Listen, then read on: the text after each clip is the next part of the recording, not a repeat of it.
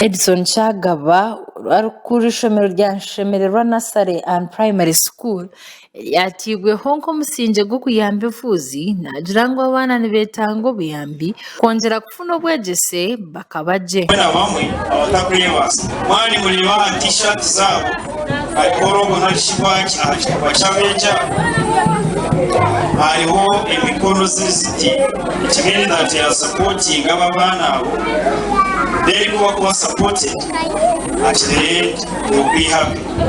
Tubase kushashura ombwire kandi n'abaana turekere kubantu bosesa karukosha aferwa ishobora rero ya private konka abana tuba ba private abana nabihanga kandi kusema kukwatiraho kukika aha mutindo.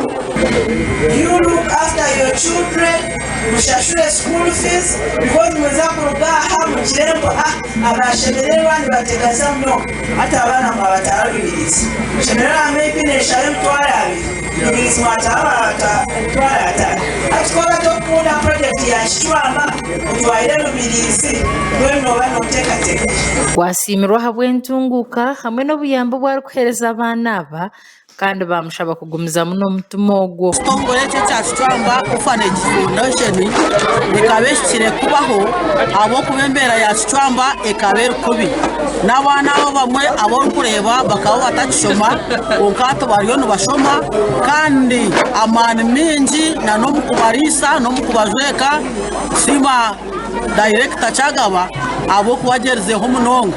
Ruhanga habw'ekintu ekiriyo nikikogoma omu society yitu egi akuba ekatandika eri nka gurupu y'okureebera abaana abafeeri b'abazaire baabo. Abazaire baabo bashiija okusinga bakateera omu paaka okwo bakuhiga konka mutima mwami Chagaba Edison akatandikaho ekibiina ky'okureebera abaana ekibiina ekyo nikyo kya Kitwamba Orphanage Foundation ninga kikoofu ekizire kayambaho n'abazungu twayihamu n'ishomero eri ryashemererwa.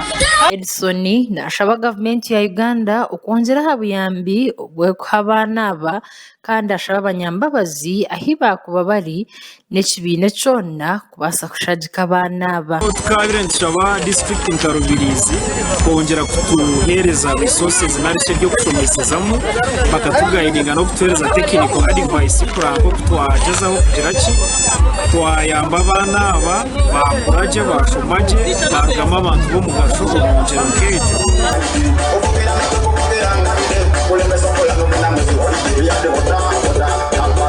Makuru gagashakwa Aineshira abwa Sky Television agenshonga omu Rubirizi.